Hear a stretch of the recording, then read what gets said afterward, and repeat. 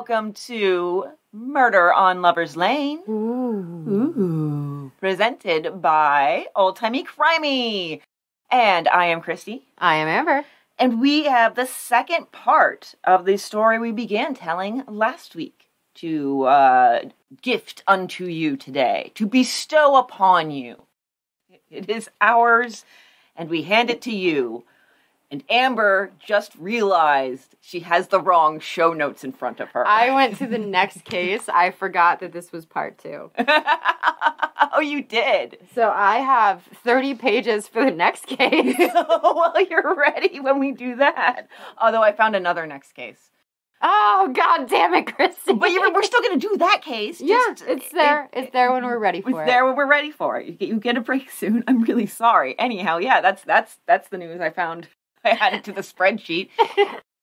I'm going to double check it because it's not really mentioned in any of the recaps and different news articles that drew our attention to this. Wait, it's not been mentioned. It's I didn't know how recently you added it to the spreadsheet because it was just a couple days ago. It is Edith Crum and Andrew Loftus Jr. No, I did not do that one. Okay. It might actually have a solution. Like, I just glance at the newspaper articles to get a basis for whether or not it fits. And it seems like it could go either way. Much like me. Yeah, exactly. It's the Amber of cases. They found somebody they liked for it. I don't know how much further it went than that. Yeah, well, it's hard to say, too, because at this time, police had a little more room for persuasion. Yes, there is that as well. But I think it could be interesting to look at and decide whether or not they actually got the person or whether this could be, eggs in the armpits. Eggs in the armpits, yes. That was one method of interrogation that Amber found in a case. They put boiled eggs in the armpits for some reason. Because they were still screaming hot. Oh, yes, that's right. Have you ever boiled eggs and then tried to peel them when they're still too hot? Oh, yeah, you can't do that. Right? Imagine that in your armpits. True, that's horrible. I don't with like it. Somebody hugging you to keep your arms down and hold them in real tight. That is so weird still. Well, they got a confession out of an innocent man for it, so yes, it's effective. They did. It works. Sort of. It's not ethical. There's a reason it's not done today. Yeah, but a couple of reasons, probably. Back then, unfortunately, if the police liked somebody for a crime, they're going to get that confession somehow. If they liked somebody for a crime, then they liked their pliers that they were going to use to peel out their nails. Now, that's an extreme example, but I'm sure it's happened at some point in time, honestly. Okay, so. Anyway, back to it. Yes, that thing that we do here. Yes, we are going to do part 2 of the Clarence, Yager, and Hazel Bird story. And I'm going to recap that in a second. First, I have 2 things. First of all, don't forget about our Patreon, because right now is the time to be a patron. Usually... What a time to be alive! What a time! Usually, you get 1 bonus episode a week, which is a great deal for $5 a month. And those are bonus episodes where we kind of let loose a little bit more, and one of us tells the other one the story. We don't both know what's going on, so we're always trying to find weird things to stump the other one or to shock the other one. So I will say that when I look for cases, I do look for the little things that I'm like, oh, how will Amber react to that? And so that adds an extra layer onto it, I think. And I got to say, and I apologize for this in advance, but on our last bonus episode, I got to say, and she shot him in the dick. That was a good one. So there is that. So patreon.com/oldtimeycrimey. And come on over and you can listen to the 5-minute samples of bonus episodes. And you can also do a 7-day free trial. And when you do that 7-day free trial, if you time it right, you'll also get an early access to this miniseries, which is temporary, only while we're doing this miniseries, because eventually we'll be done with this miniseries, and then it won't be early access anymore. So our patrons get episodes 5 days in advance when I am on the ball. I might have not been on the ball last week. Holiday weeks screw me up so bad. Yeah, that's totally fair. So yeah, Patreon, come over, Hey, do the free trial. See, we should have a contest. How many episodes can people listen to in a 7 days? How many can you binge? Yeah, the binge-a-thon.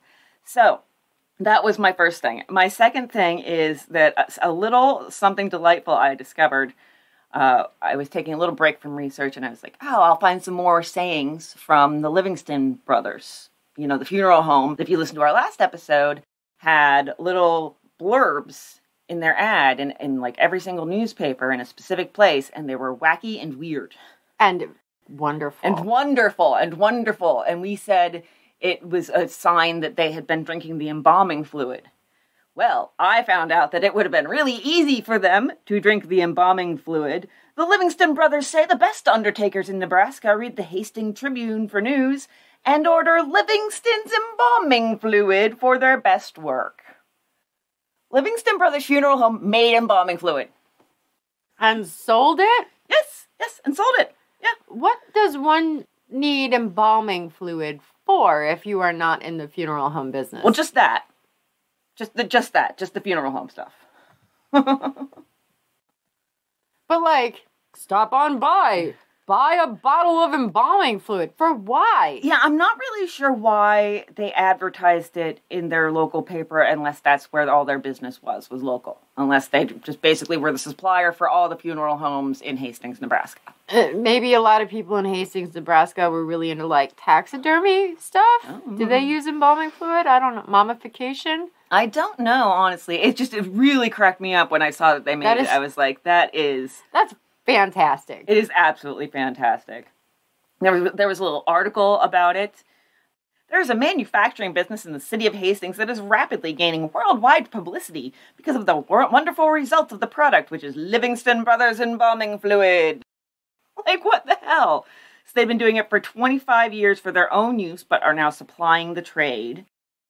And this is just weird. This is just a really weird way to put these things in an article that you're writing about the dead people you take care of. So I'm just going to say it. Some of the wonderful features of this fluid is the doing away entirely of the awful thing of removing the blood from the dead human body, a method used by all undertakers that use another fluid, and that is the thing that accounts for the dark, pretty color, puckered features, and ghostly appearance of a corpse. Another humane feature of this fluid is the doing away with the long, hollow instrument. We don't need to go into mutilating organs. Come on. So yeah, it's a really weird way to present this. But they have pronounced it the modern humane method of preparing the sacred dead for burial. I can tell that the Livingston Brothers people wrote that article and basically submitted it as an article, as a press release or whatever, and it got published because slow news week. So here's what I just learned from, thank you, Google. You can still buy embalming fluid from chemical companies, and apparently people smoke it. What? To get high. What? No way. This is a prank. Okay, first of all, smoking a fluid seems like a mismatch of ideas. So the first question is, can I buy embalming fluid? And the second is treatment for wet drug abuse. Wet drug abuse. There are all kinds of things in this world that I just do not know about. Even though the withdrawal symptoms from PCP and embalming fluid are not usually life-threatening, they can be unpleasant. My Lord. That is something I never knew. Nope, never knew. Could have gone a whole lifetime. So they were drug dealers. I bet they were definitely getting high on their own supply. Yeah, and I mean, even if they're just using it in a closed room with poor ventilation, they're high as a kite, and they're posting these ads, and that's amazing. I think we figured out the ads. It really was the embalming fluid. So, all right, that was just my little amusement. And we will return to the Livingston Brothers at the end of the episode, and I will give you some final taglines of theirs, those little weird things they put in the newspaper. But before we do that, let's recap a little bit, just to kind of refresh your memories as to what we talked about the last time. And if you have not heard that episode, I don't know why you're not listening to it now instead of this, because this will make more sense. But maybe you like to live life on the edge of confusion. I don't know. I do. That's where I live. I do kind of live there too. So Clarence Yager and Hazel Bird are our victims here. They were a young sort of couple. They were just starting out as a couple, really. Hazel, after a divorce from her husband Lawrence, had started working in the Yager's bakery over the summer while she was waiting for, the schools to open back up, because she was, of course, a teacher. They both had suffered some really deep tragedies, loss of a child, and then Clarence had suffered the loss of his wife, and then Hazel had her divorce. So they had a lot in common. They really are like a couple that kind of like, I don't know of a non-corny way to say this, so I'm just going to lean into the corny. They touched my heart. With their trauma bonds. With their trauma bonds, yes. So they were out one night for a drive in August of 1925, and they were both found in the car the next day, shot in the head. And there had actually been a little bit of arrangement of the scene here, mainly to try to hide the bodies from any passersby. And I guess it was even more logical. I saw one article that explained it. It was even more logical that they, had taken a cushion from the seat and put it on top of Hazel. And that was probably because it would look like somebody had just tried to get under the cushion in order to get to the tools if they had a breakdown. So, actually, maybe they were just using the one thing that they had handy, the cushion, but I think that's pretty fucking smart. Yeah. Like, to stage it like a scene and have like an internal logic, internal consistency. So, that's the situation there, and are you still reading about embalming fluid? No, I'm learning about the Livingston Brothers funeral business. So it's still open today, but they've merged with 2 other funeral homes. Oh, you know what? I did see somewhere I saw an ad for like Livingston, like with 2 other names, and I was like, that was probably them. Yeah, it actually was. So they moved their business from Harvard on January 1st, 1904 to 431 West 2nd Street. In 1945, the original owners retired. Don Butler and his brother Floyd purchased it, making it the Livingston Butler Funeral Home. And then in 1951, they merged with Voland Funeral Home, and that had been in Hastings since 1913. So then it's the Livingston Butler Voland Funeral Home. Wow. And they've moved a couple of times, been in their current location since 1981, and it is apparently still in the family. Nice. But not the Livingston family. Now it's the Butler family that it's in. But yeah, very strange. That's interesting. I don't know. I fell down this hole. I'm sorry. That's okay. I was just curious to see if it was still in operation. And if we're making fun of the ancestors of people who are still running the business. Yes. And it seems like the original Livingston brothers kind of handed over the torch, and then they kept the torch over there. Yeah. Yeah, they can keep that torch over there. Oh, another thing of interest that kind of came up in the days following was the fact that there had been 2 robberies on Hazel Street 1 week prior to the murders. That seems suspicious. That seems a little suspicious, yes. So you have that, you have other robberies going around in town and out of town, and you have an item from one of the robberies found at the murder scene. Yeah. A brown overcoat. And these robberies, things like overcoats were taken, suits of clothes, jewelry. I mean, some stuff you can sell, but not what you would think of as like a lot of high-ticket items. Yeah, and always a bag. Oh, yes, in a traveling case. Yeah, a traveling bag, leather usually. So, yeah. And then that's pretty much where we left it. The main person of interest that anybody could think of just yet was, even if you were just listening to the episode, you probably were like, Lawrence, Hazel's husband, ex-husband. So there is that. And then Hazel had been pretty popular. She was a very attractive young lady. And she'd gotten some aspiring suitors, we'll call them. They were aspiring suitors. How very PC of you. Yes, in the year since her divorce. But it didn't seem like she actually wanted to accept any of them until Clarence came along. But those guys were still in the background, so we're going to be talking about a few of those too. So yeah, let's talk about the investigation. What did they do here? What, resources did they bring in? Well, they have the state sheriff, Sheriff Condit, come out to assist in the investigation. Now, he is having a really busy week. The same day that Clarence and Hazel were found, 2 desperados shot a North Platte policeman and a sheriff in Kansas. And they have planes searching for the people thought responsible. So there's a massive manhunt going on. He's got 2 murder cases. He's a busy guy. Now, this other murder case, so he's here. They bring in some bloodhounds that wouldn't be helpful. Or no, I can't remember if they actually brought in bloodhounds or if they said we won't bring in bloodhounds because too many people had been around the scene after the bodies were found. As was common, but they had even closed down the scene. Remember, we cheered.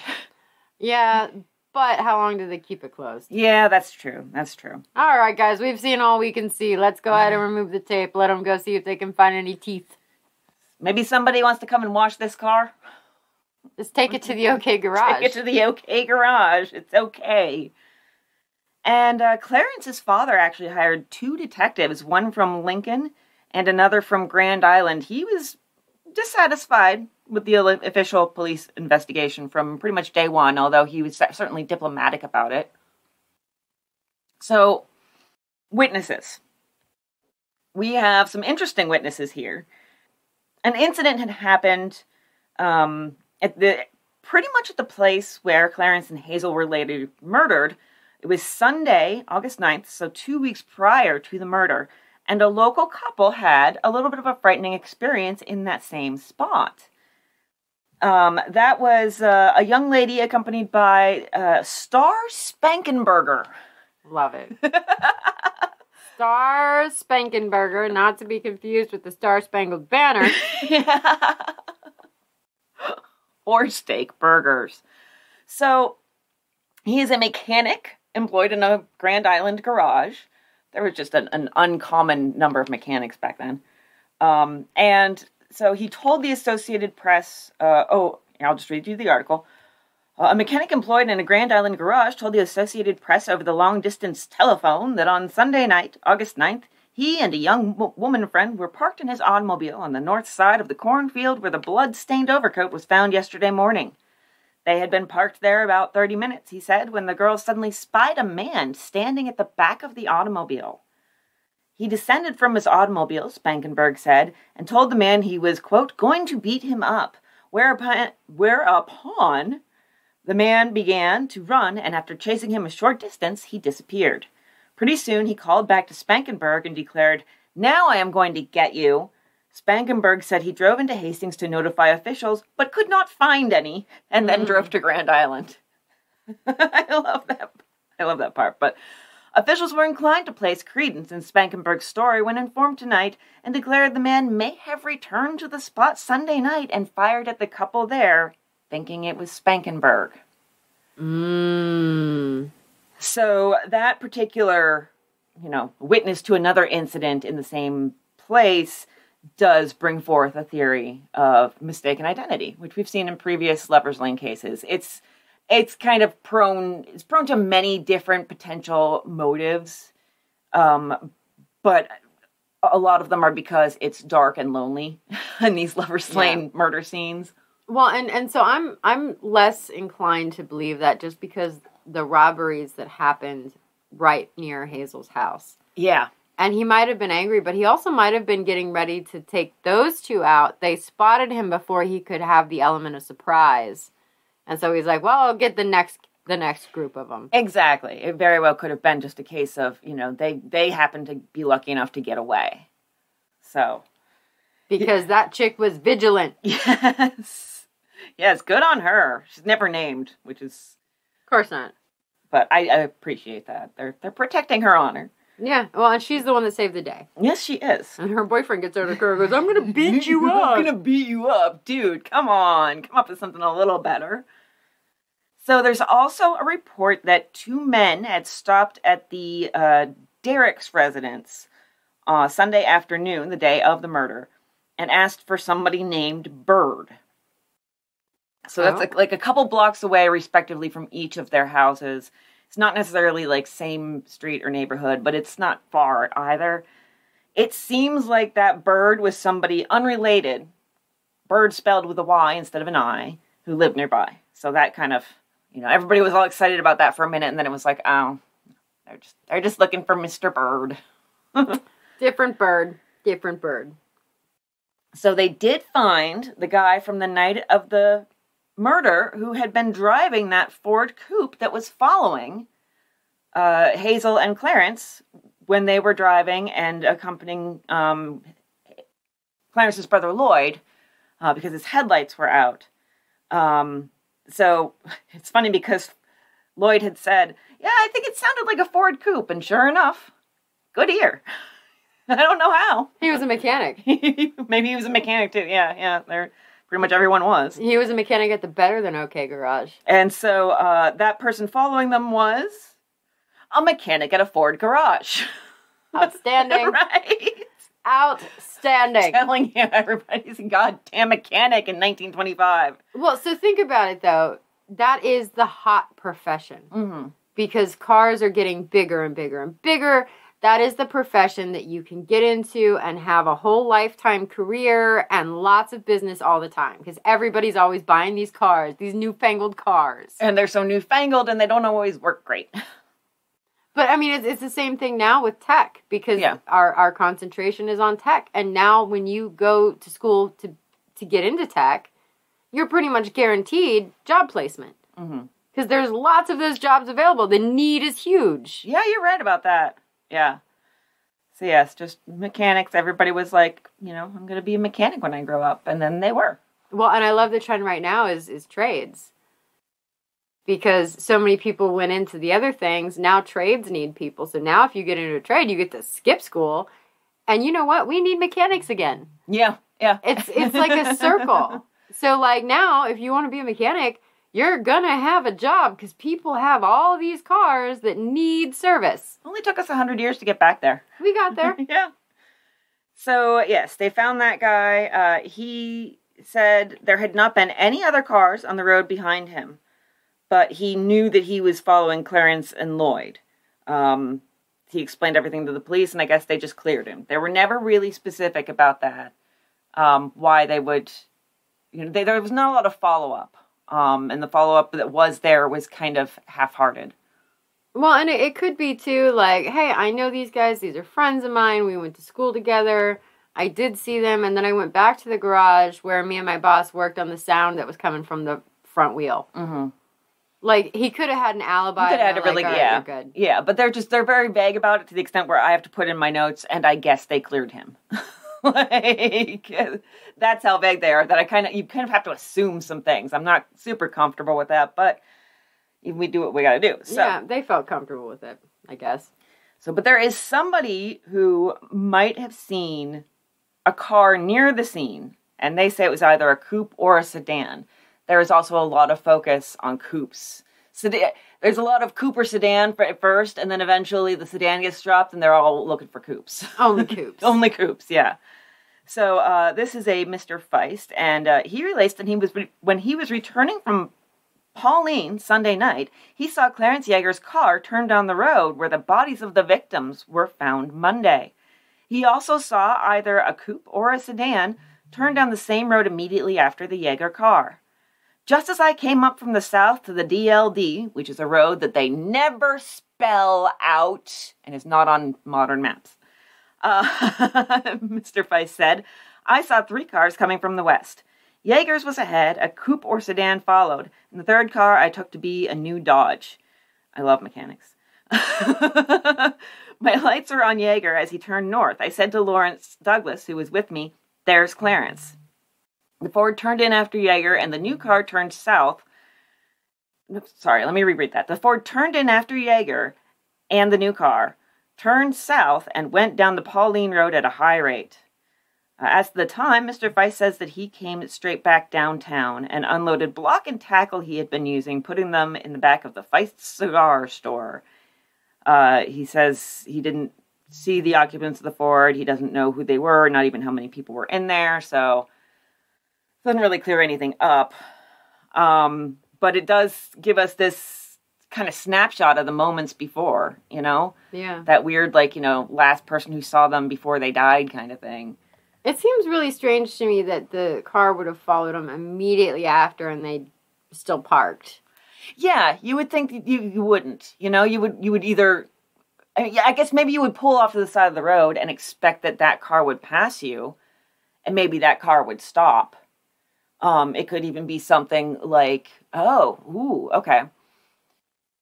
It could be something like somebody flashes their lights at you, and so, you know, you think there's something wrong, so you pull over, and they pull over too, and then they get out of your car, come up to your car, and then they shoot. Something like that, too. Okay. So, there is also an ear witness. Ear witness? Ear witness. I said it. Okay. There's a brick and tile company about a quarter mile from the scene, and the person working there said around 9 or 10 Sunday night, he heard a woman scream, and then a few minutes later he heard 3 shots, 2 together, and then another one alone. So definitely a weird, that sounds like it was probably either that murder or there's a murder that we all don't know about yet. Okay. So, and there's a brakeman from a westbound Union Pacific freight train who saw a man trying to, quote, hop his freight, which should be a euphemism. That really should be. Oh, man, I might steal it. I would hop his freight any day of the week. Around midnight on Monday, and he says he kept his face covered and acted suspiciously. So, and then, see, this case brings out all the witnesses. Oh my gosh, I don't think I've ever had so many people who show up in the paper with just, like, the weirdest stuff. There are 2 men who thought they saw a man and a woman emerge from the cornfields around that area. They had told authorities in a nearby town about it, but then they left town and no one could find them. So that's helpful. There were some footprints found in the cornfield, but they're not really able to get anything. They believe they're connected with the murder, but they're difficult to interpret, although they have been measured and photographed. So my guess from that is maybe they were too, like, smudgy, maybe it had been muddy or something, you know? So that's my guess. So, yeah, it's...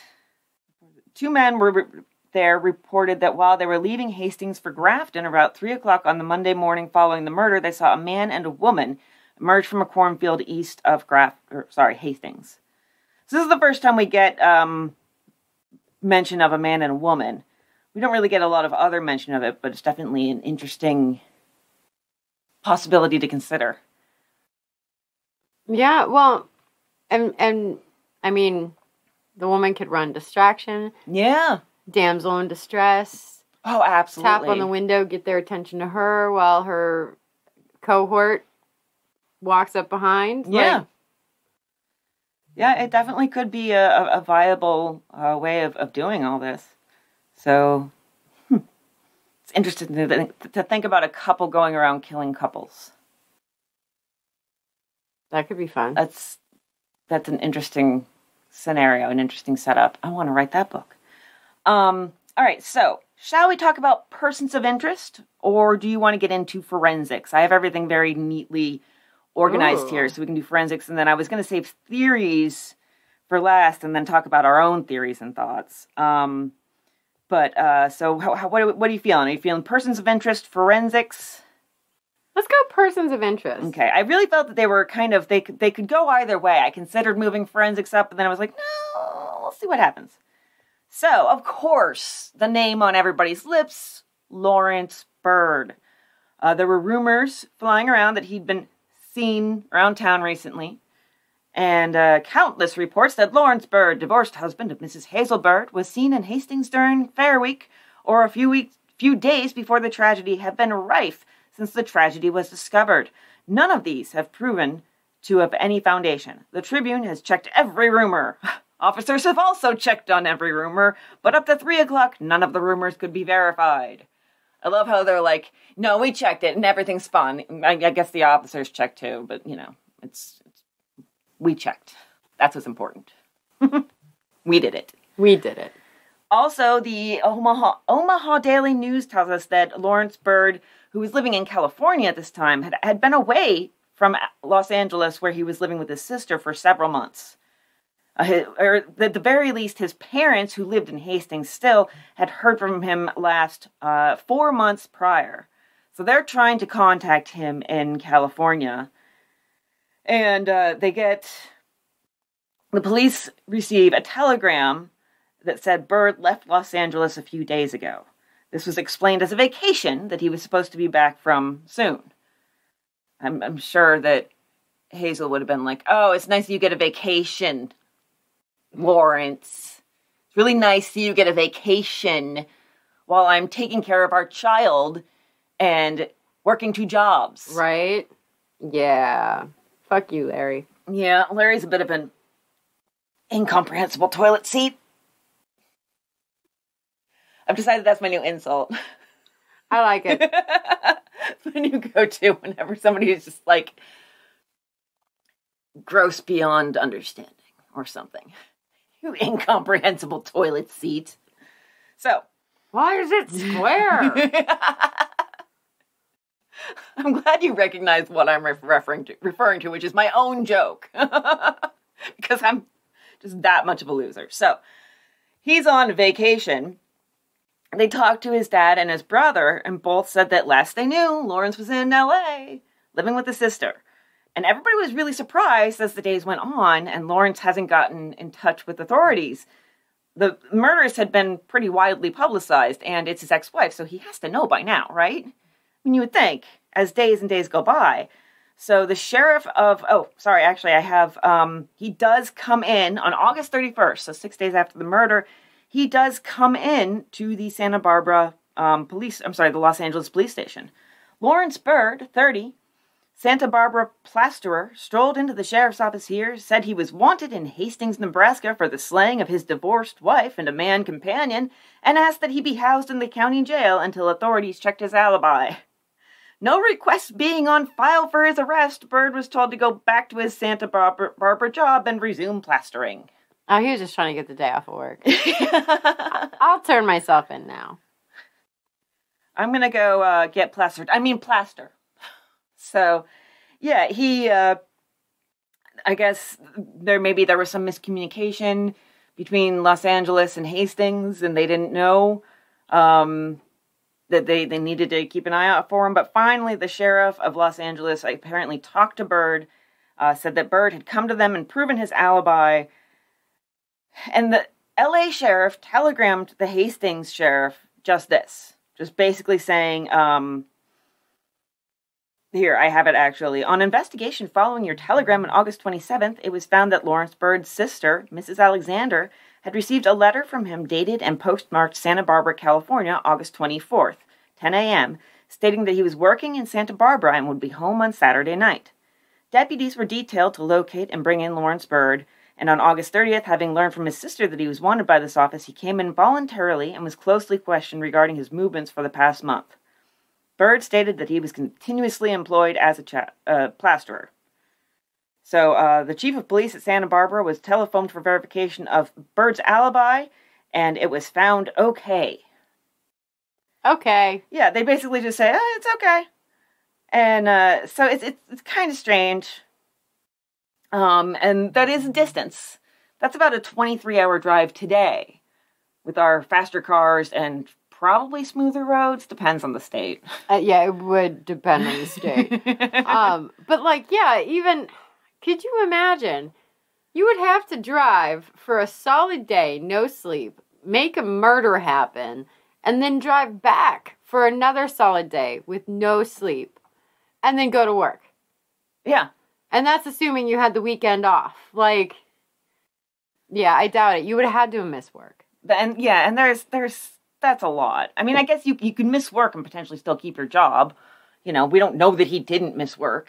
But his alibi apparently was okay, so I guess that's what we get.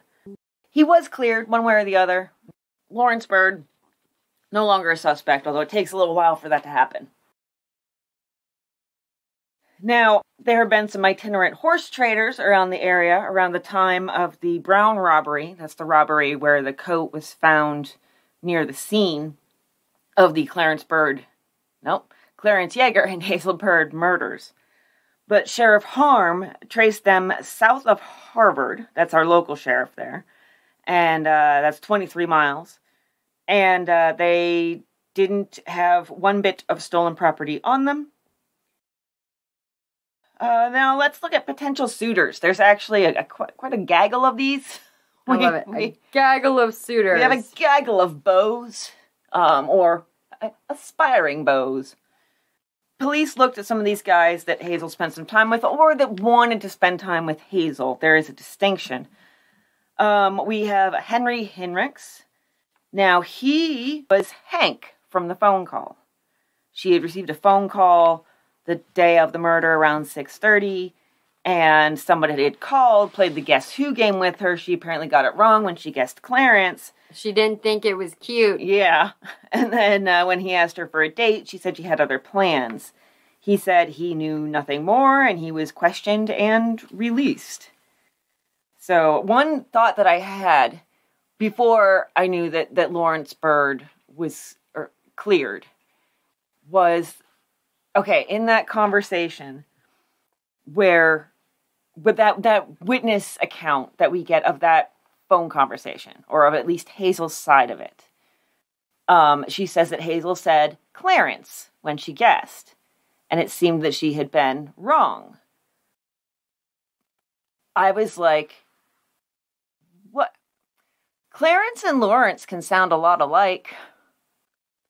They could. It could have been like, okay, I'm going to say, guess who? Guess who? Clarence? Oh, yeah. No. Did you say Clarence? Or Lawrence? Hey, Lawrence. So that was the thought I had. And before I found out that the phone call was actually from Hank. So that just completely was a worthless theory. But we give you everything on the show. So we will also give you the useless theories that pop into our addle-pated minds while we research. They also cleared August Hamilton. Now, he was a cousin of Clarence's who'd been paying some attention to Hazel lately. And, quote, an ardent letter from him was found among Mrs. Bird's effects. So he had written her, apparently, a bit of a love letter. Which seems so wrong, because it's like, she's dating your cousin. I mean, we don't know exactly when the letter was dated, when it was written. It could have been like a couple months old, because, she and Clarence hadn't really been together for very long yet. So that settled pretty quickly. Hamilton was able to, he had a good alibi. He'd been 500 miles away since August 16th, so he was in Sterling, Iowa. Another one is Floyd Miller. And here he just kind of seems like a ghost because everybody's talking about him, but nobody can find him. He had called on her at her parents' house a couple times. And so it has been reported to the police by a man who knew Miller that Miller had told him he had a wife and a child, and that when asked where the wife and child lived, he said they were staying at 327 East 5th Street. This is the house of J.F. Harder, where Mrs. Bird lived. So he says he has a wife and child at Hazel's house. Mm-hmm. That is a little zany of a thing to say, I think. He told me, the informant of the police said, that his wife and child lived there and that he was going to desert them. I told him, the police informant went on, that it is a serious thing to desert a wife and child. He then told me that with a companion he had gone to Trumbull and found his wife had gone there in company with another man. So he's delusional. He's got some things going on. And he needs to go take care of. And the cops are like, we know he's lying. Like, everybody knows this. Nobody thinks this is actually true. But nobody really can figure out why. Like, what is the purpose of this lie? It is a stupid, stupid, stupid lie. He had said that around the 4th of July, and then he left town a few weeks after that. And he doesn't get much ink after the first flurry of, papers where they're like, where's Floyd Miller? Until January 26th, when they actually go to the extent of putting a wanted poster of sorts in the Hastings Democrat. And it says, Floyd Miller was a suitor of Hazel Bird and has not been heard of since the murder. Sheriff George Harm of Adams County has sent the following description of Miller to officers throughout the entire country. 24 years old, 6 feet tall, heavy dark hair, weight about 180 pounds, has long scar across right groin. What? Hold on. How is that an identifier? You have to get really close to him. Does he often walk around with no pants? Yeah, all right. Oh, well, yeah. Like, you'll know him by the scar on his right groin. I hope I don't see his right groin at any point. Why would I know him by that scar? It finishes, Miller is a rather rough fellow of cowboy fashion and works almost any kind of labor. Well, cowboys wear pants. Yes. Maybe he's wearing backless chaps, but they're also frontless. I have concerns. I really, on the wanted poster, butterfly tattoo on his ass cheek. And it's like, why would I ever see that? Why would I see his right groin? In what world am I to identify somebody by that? His penis hangs slightly to the left and has a star-shaped mole on the side. Right? It's like, how would you know? I don't, is he walking around Walmart like that? His cowboy hat and his boots. And nothing else? Nothing else. I heard about that scar. Oh my God. Maybe he puts on a shirt and Porky Pig's it. I'm thinking Winnie the Pooh. Just little t-shirt, belly hanging out. Just walks around town like that in some cowboy boots. Howdy, partner. How's it hanging today? Oh my God. All right, I quit. I'm done. That is enough for today, folks. We have a Winnie the Pooh murder suspect. Cowboy Winnie the Pooh. He's Cowboy Winnie the Pooh. I love this. Oh, anyhow. So he finally was brought in July 1926. You okay? So things happen in my brain. Oh, God. And so Cowboy Winnie the Pooh walking around with a big scar on his groin, and here comes Tigger, his friend. And I'm just it got ugly. There was lots of flopping happening. And that is a lot of flopping. Your brain went to the weird place. It did. I just imagined a full-grown naked man with a tail just bouncing on it. Oh my God. I'm done now. What is wrong with my brain? It's still jumping. Okay, I'm going to try it. All right. Oh. So here we have the next persons of interest. Really interesting. So it's 2 suspects of the police murders the day after the Bird Yager murders happened. So those murders of a sheriff and another law enforcement officer in North Platte and Kansas. So these 2 are suspected of stealing a car at Grand Island Saturday night. The car was later found abandoned at Concordia, Kansas.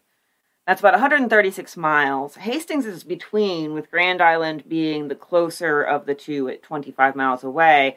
So it only adds 5 miles with current routes to stop in Hastings. Well, and they know that it stopped in Hastings because that stolen car also had stolen license plates. Hastings license plates. Hastings plates, exactly. So they know for a fact that this car went through Hastings. Mm-hmm. Had to have, yes. So they know that, and they pick these guys up, and they are Pete Borgast, And he's referred to alternately as Johnny Nukes, or Johnny Noikes, or Johnny Nokes. I don't think that he should have a cool nickname. He should be Borgast. Borgast. It sounds like a Polish dish made with beets. It does. And cabbage. Sounds like Jackson would like it.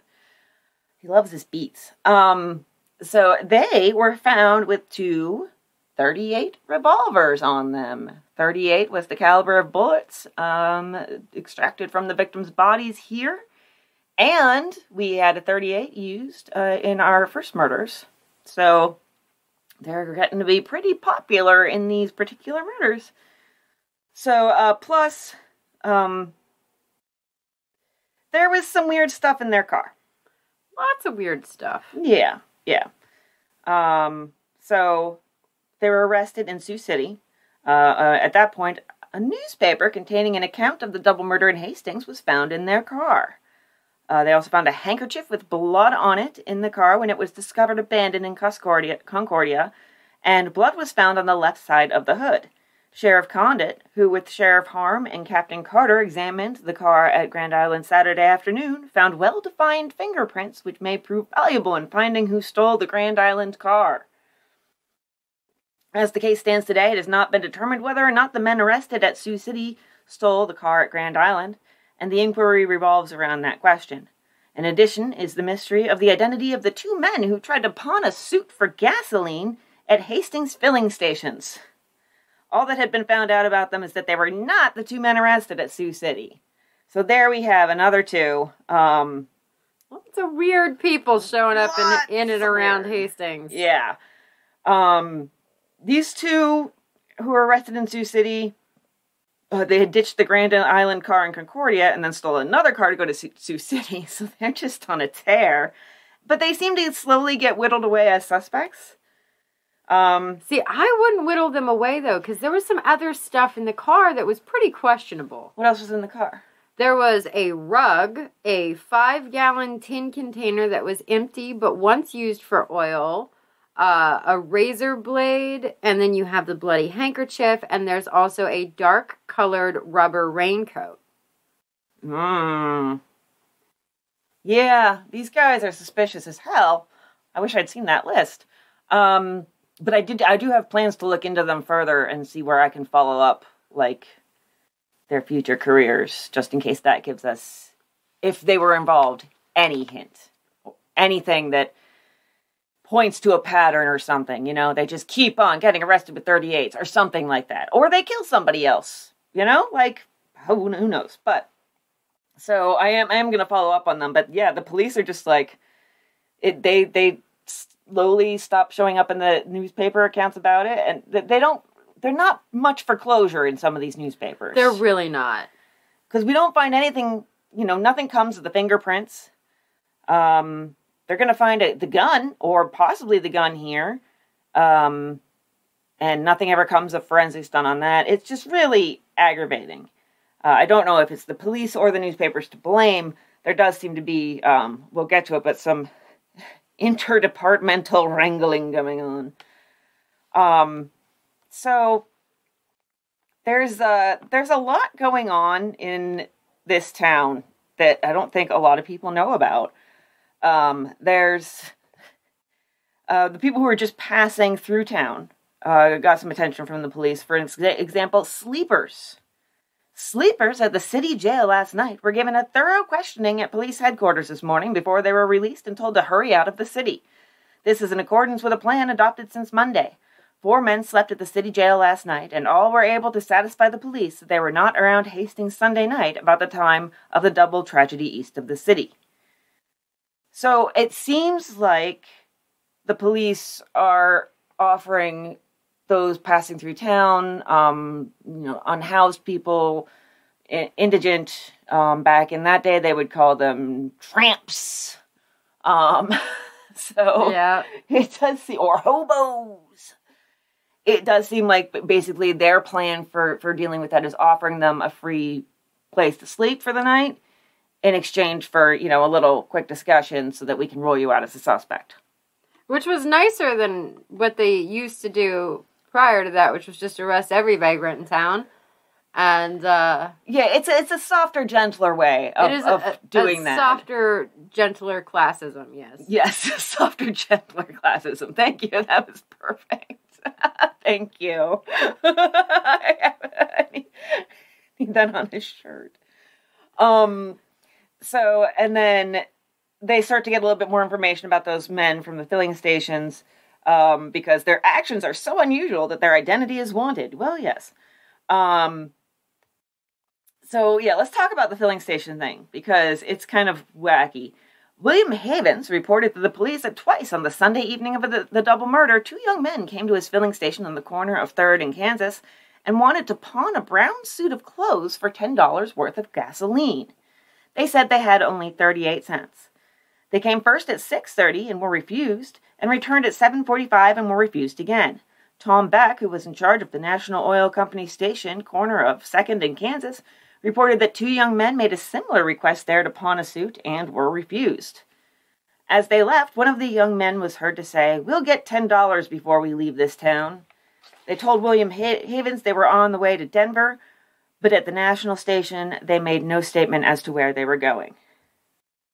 As neither of the stations was the car the young men were driving seen, they came up without a car. So yeah, that's kind of just a weird thing. Like people just walking around trying to exchange suits for gas. It's like wandering around being like, "Will you trade me?" I mean, trading was actually a little bit more acceptable. There would be like want ads in the paper for trade. And it would be the weirdest thing. It would be like 2 clarinets and a ukulele for, an apple tree. It's bizarre. I wish we did it. Yeah, people want something very specific from the other person. And they're willing to offer something very specific in the hopes that somewhere out there is that person with an apple tree who needs 2 clarinets and a ukulele. Because hope springs eternal. I still wish we did that, though, because I feel like we could all get some really interesting shit. It's I know in the artist community it's done a lot, because the photographer that I used to work for, Steve, but I still do work for him sometimes. He goes to shows and he'll bring home stuff on trade. Like he basically gives people his pictures and they give him something that he wants. So yeah. It's nice. I enjoy the barter system. I think it's great. Yeah. We all have stuff the other people want. So they pick up one guy for that, E.M. Stewart of Denver, interestingly. I mean, it is weird that Denver's popping up here in this manner. They toss him in jail for several days. Turned out, he said, he just run out of money on an automobile tour and was just trying to sell a suit for gas money. But it did just raise some eyebrows, specifically because somebody was trying to sell a suit. A brown suit. There was a brown suit stolen, I believe, in one of the robberies, and at least one of the robberies, probably more than one. So, but that guy pretty much just is, and it's funny because this is another thing the newspapers do. They don't, like I said, there's no follow-up. Remember, it was 2 guys who were trying to pawn this suit. The newspapers tell you that they pick up E.M. Stewart of Denver, and then they never talk about it again. The second guy never gets mentioned again. It's like as soon as something comes along to fill at least half of the blank in their head, they fill it all in. Yep. They're like, "We're done with this. That's good. We're done. Put it over there, shut the door, and move on."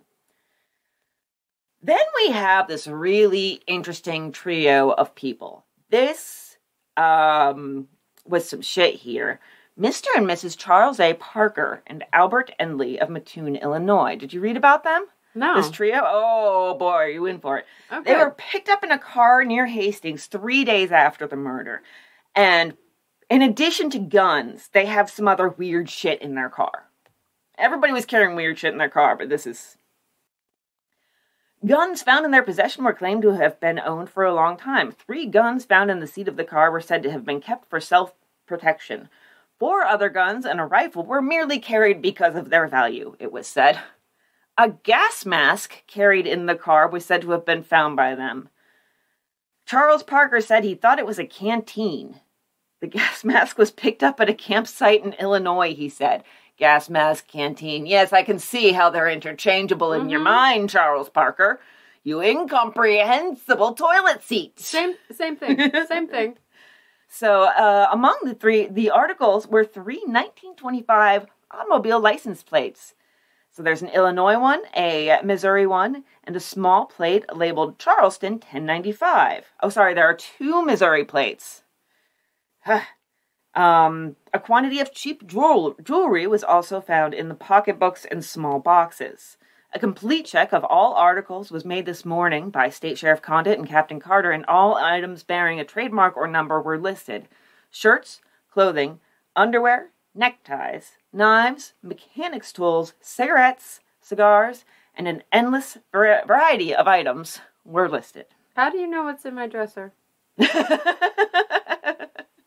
Because of course you have mechanics tools in your dresser, Amber. I actually do. I'm not surprised at all. Hey, you know what? I will say this. I have needle nose pliers in probably every room of my house. They are so handy. They are handy, yeah. Agreed. I agree. So these 3 claim to be just passing through on their way across the country. They say that they're from Illinois. Hastings cops call the Illinois cops, and the Illinois cops are like, we don't know those names, but we're looking for a couple of people that those people might just be. So this is back in Mattoon, Illinois,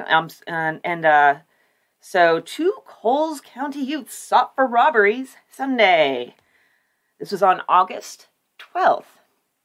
3 youths are in the Coles County Jail in Charleston, and 2 more are being sought in connection with the robbery of 6 homes north of Mattoon Sunday morning.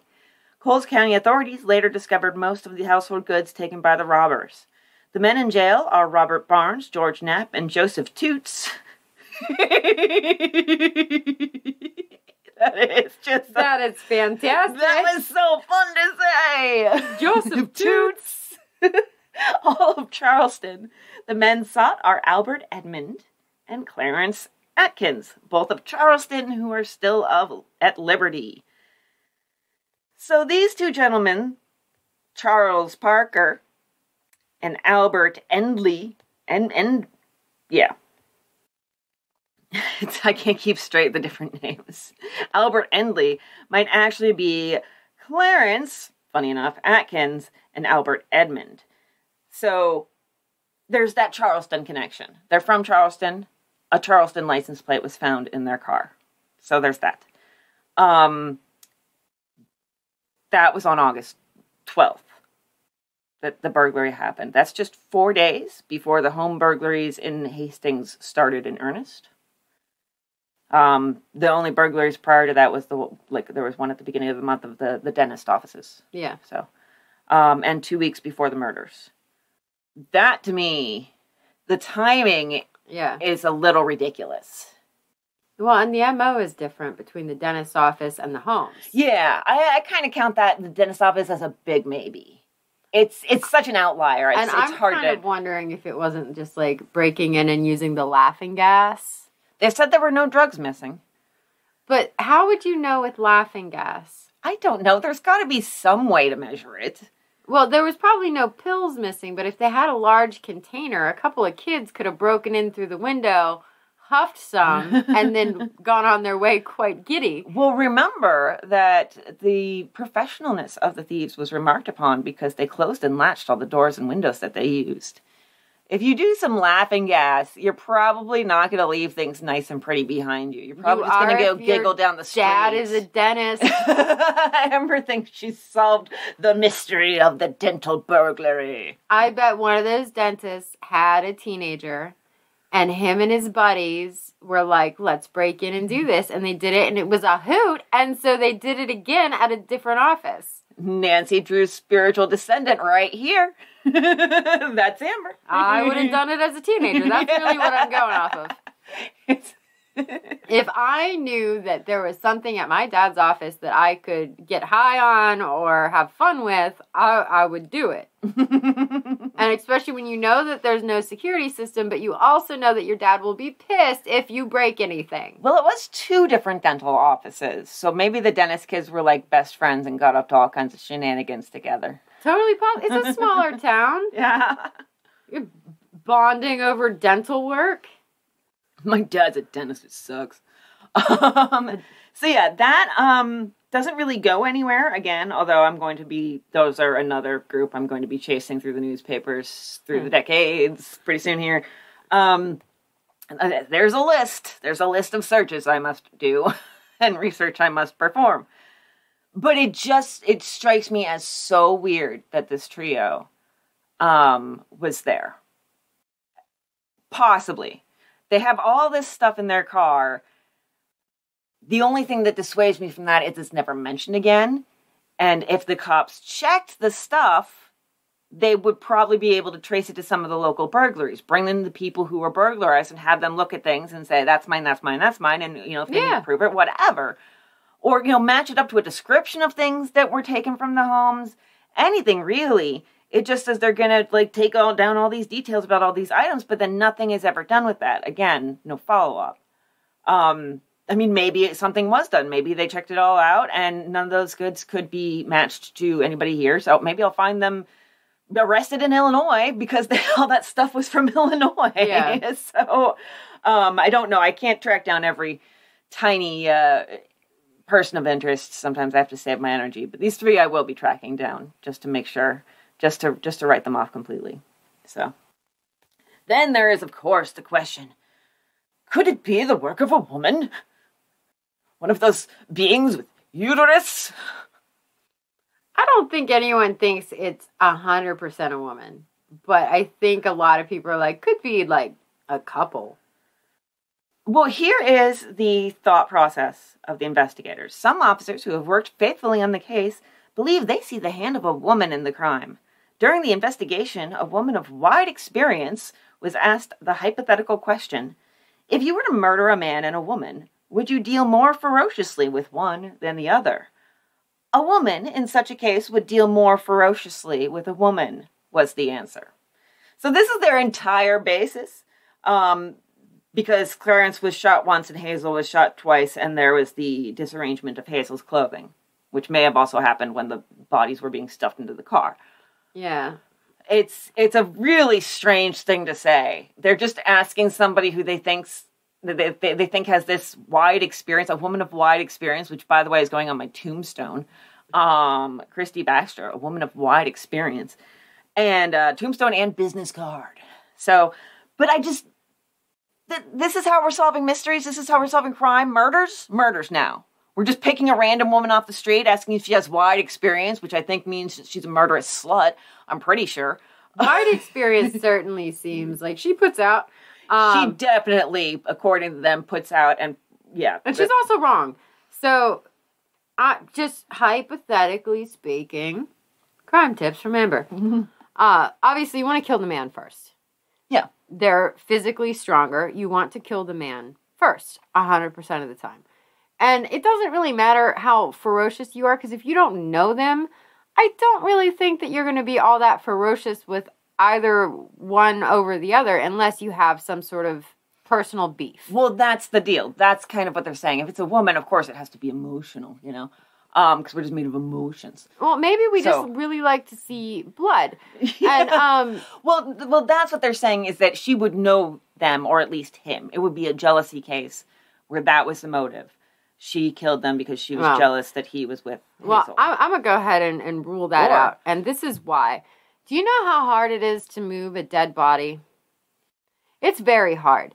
Because it's literally a dead weight. Exactly. And so if you kill two people outside of the car, to drag them, pick them up, and put them back into the car, there's going to be very clear signs on the ground that you had to drag them because you could not pick them up and carry them. That is true, too. Good point. Yeah.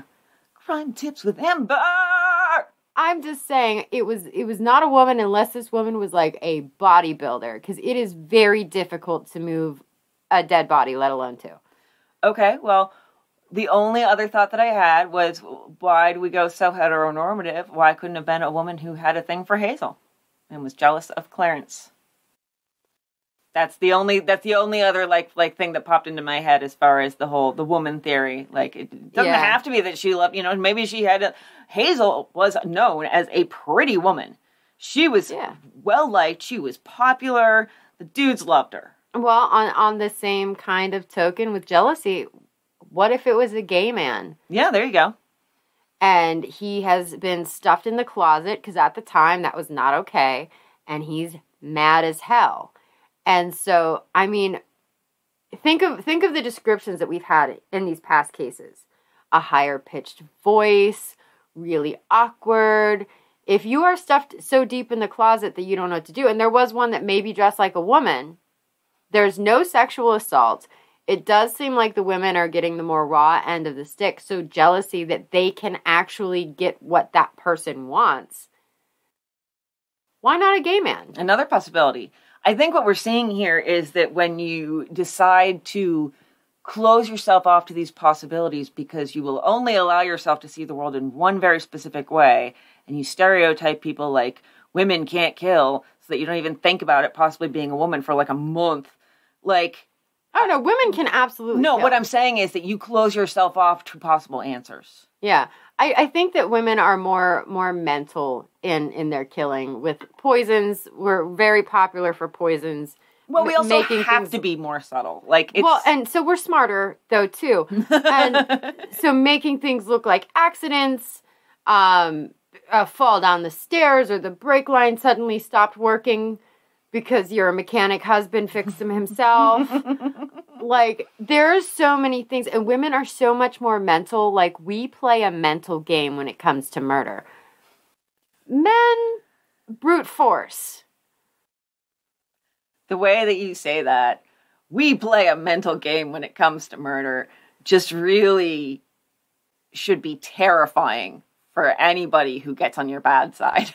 Because... Well, they should be scared. Yes, they should be scared. But it feels, to me, I'm like, how many has she murdered? You'll never know. I'll never know, yeah. Well, yes, I will. So, they say that the disarrangement of Hazel's clothing was said to be a, quote, planned indignity. Yeah, I feel like all of the disarrangements in all of these cases, like, there was actually no, like, assault.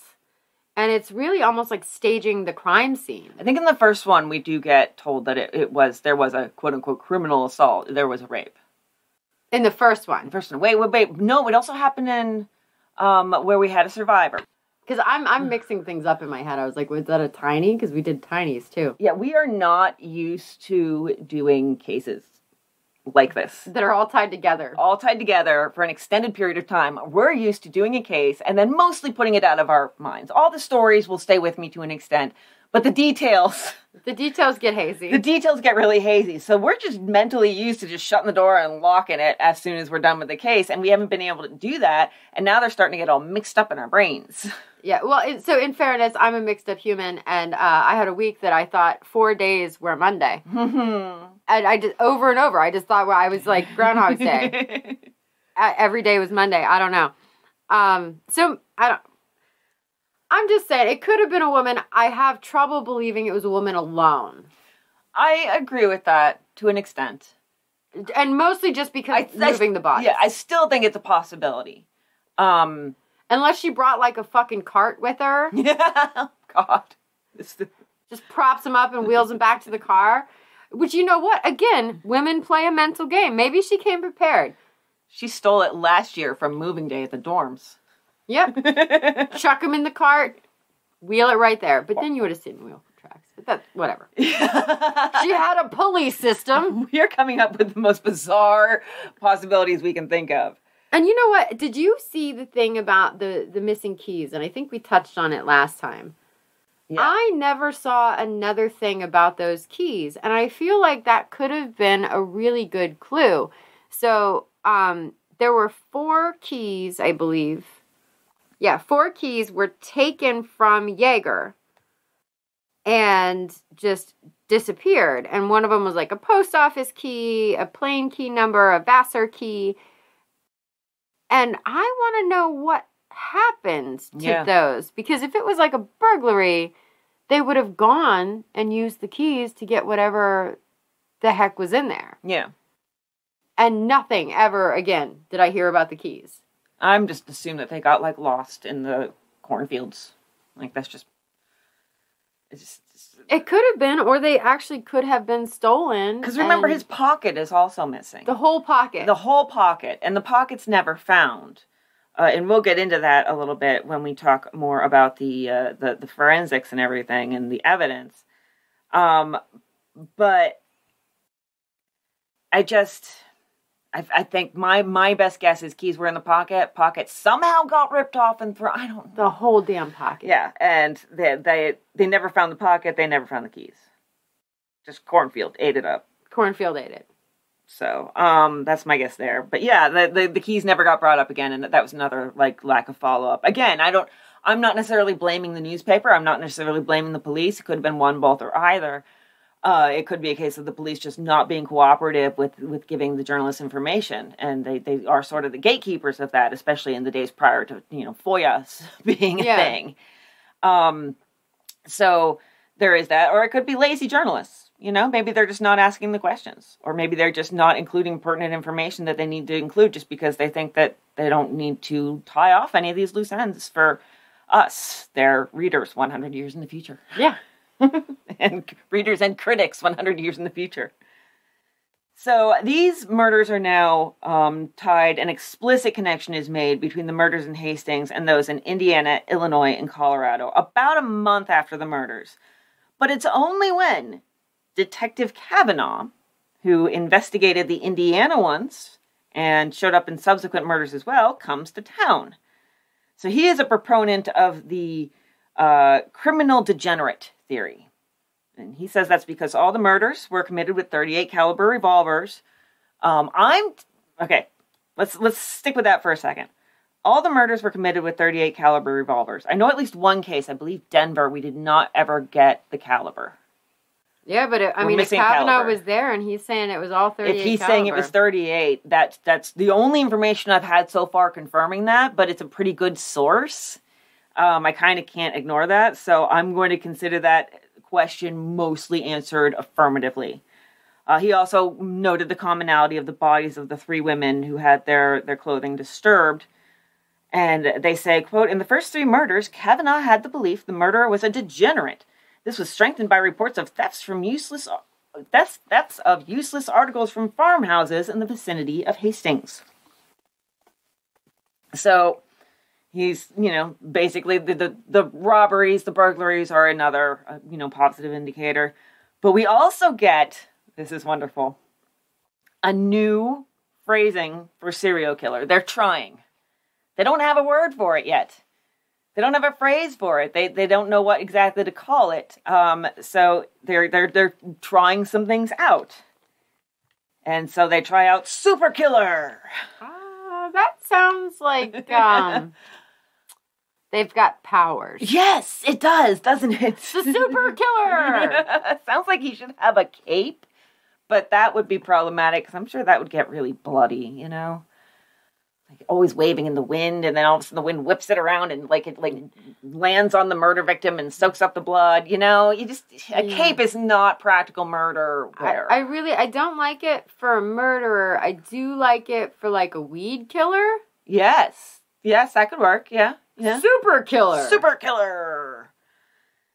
So yes, that cracks me up. And now, of course, with Kavanaugh involved, with the connection made between these and other murders, we're now looking for the same person that we were looking for before, and that is, of course, the Dane or Dutch. He's now described as between 35 and 40, 5 foot 9 to 10 inches, a native of Denmark, of course. I guess we finally decided on Denmark, and maybe riding a nearly new Columbia bicycle. That specificity. That's very specific. It's very specific. It feels like they are referring to something. Maybe there was a robbery where a bicycle was taken that we don't know about. Because I hadn't seen anything, but I didn't look for bicycle robberies yet. Yeah, I didn't dig into those either. But they like to really lean on those. They do, yeah. So then there's the Omaha sniper, who is, I'm not going to get too deep in the weeds here with him because this is a completely different MO here. But here's what he did. His name was Frank Carter. He stalked and murdered victims with the intent to rob them. And how he would do this is he would shoot them in their homes as they stood in the windows at night. So in February 1926, he murdered a mechanic, then a doctor, then a railroad detective. Then he also did some terrorizing during the day. He shot one person in the face and fired through windows, and basically left Omaha at a complete standstill. Finally, 2 weeks in, he was caught, he was tried, he was found guilty, and in June 1927, he was executed in the electric chair with the reported last words, "Let the juice flow." Those are pretty cool last words. If only he'd said, "Let the milk flow," we'd have known we caught the Dane. Good old Dutch and his milk. May I have a glass of milk before you execute me? All right, so let's talk forensics. Or do you have any other persons of interest that I skipped over? Nope. Okay. I thought I got everybody, but I wasn't sure. So a little bit about forensics here. A few days into the investigation, I guess there's a question as to whether Hazel was shot twice or more than twice. The sheriff is oddly cagey about it, and you can't even really for sure figure out if there was an autopsy. County attorney stated that no autopsy was made last night in connection with the removal of the bullet from Mrs. Bird. Previously, an X-ray photograph had been made of the skull. The first examinations were understood to have revealed that Mrs. Bird was shot twice, but the county attorney today declined to either affirm or deny that later examinations have revealed that she was shot more than twice. So it feels like they only did an X-ray of her head thus far. And they didn't actually do an autopsy. That is really strange. And I know now you have to do an autopsy for any sort of suspicious... 2 bullets to the head is pretty goddamn suspicious. Let's examine that. Let's look at the bullets. They do eventually, I know, get the bullets out, but it's just very strange. So now there was, if you recall, this was a smaller detail, but there was a crimson puddle behind the car a little ways when the murder scene was first discovered. And they thought it was blood. They had to go through all of these mental gymnastics trying to figure out where Hazel was, where the killer was, based on this blood. And then they find out, once they have it analyzed, that it is not blood. No idea what a crimson puddle was. That is strange as hell. The only thing I can think of is that maybe their tests were wrong and it is blood. No, there is a fluid in vehicles that is red. Oh, well, yeah, that would make sense, of course. And I know this because I was going on vacation one year and I made it to the turnpike and some hose popped and my whole engine had this red fluid underneath. Oh, gosh. Okay, all right. As the car was billowing smoke. So this is how I know that there is a red fluid, and I imagine in the 20s it was probably even maybe deeper colored than that. Yeah. Because... maybe thicker, higher viscosity. Yeah, so it could have been some sort of vehicle fluid. Yeah, that's a good point. All right, yeah. I don't know why that wouldn't occur to them. Why does it occur to us? But then when there's mechanics every 10 feet, when you can't spit without hitting a mechanic, and nobody thinks, vehicle fluid? Yeah, and I don't remember. I wish I'm not a mechanic. I do not remember what fluid it was. It was important to the operation of the vehicle. I recall that much. Okay. Well, we know there was a fluid. So then, of course, there is the infamous pocket, the left pocket of Clarence Yager's trousers. They asked farmers to keep an eye out. The state sheriff thinks that there's a possibility that the pocket might have been, quote, and this is how I know we're living in a completely different world, temporarily removed for repairs. Yeah. But Clarence's father says the trousers were new. Transmission fluid. Oh, okay, transmission fluid, okay. All right, interesting. Yeah.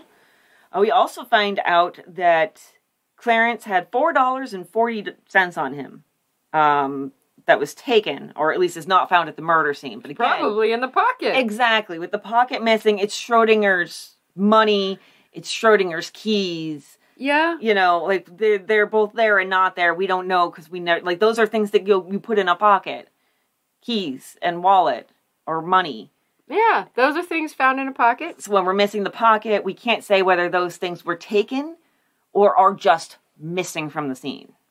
So, they're also continuing to look for the gun used. And it's not until close to Thanksgiving that 2 boys out hunting find a .38 caliber gun near the murder scene. This, too, okay, there's a couple of things about this. that really make me certain that this case is connected to the first one. And there's a lot of similarities that we've talked about so far. And here's another one. The gun was, if this is the gun, was dropped at the scene. Makes sense. Happened in the first one, although in that case, it was left there to maybe stage it as a double suicide or a murder-suicide, a suicide pact, something along those lines. So there is that, but that could be also the murderer learning from that experience that there's no, why bother trying to make it look like a suicide? Nobody ever thinks it is. So, I'll just ditch the gun in the field. Doesn't take the gun, but just as a habit, like for some reason, whether it's a mental block, whether it's some sort of weird principle, whether it's superstition, just doesn't take the gun with him. What are you looking at? Me? Yes. Transmission fluid was not used in 1920s vehicles. It was not invented until the 40s. I knew it had to be some question. And I'm like, which of the questions? Are we still on transmission fluid or is it something else now? That is interesting. I was wondering that. I was wondering if it was used back then. There's so many aspects of doing historical true crime that you have to reframe your brain almost to constantly question, is the reality of now the same as the reality that was then? Yeah, because in my head I was like, yeah, transmission fluid. And then I'm like, wait, in the 1920s, cars were different. Yeah. So you're constantly going, did they have that? Did they think that? You're constantly trying to be aware of that stuff. So the 3 shots, 3 shells were fired from the gun and 2 remained in the gun. And the description of the gun really sounds familiar. Listen to this. Oh boy. The revolver was badly rusted on the inside, around the trigger guard and other places. The nickeled barrel was as bright as when new. It's half old and half new. The weapon was turned over to Sheriff Harm, and Mr. Harm says it may be possible to trace its ownership as the factory numbers plainly visible.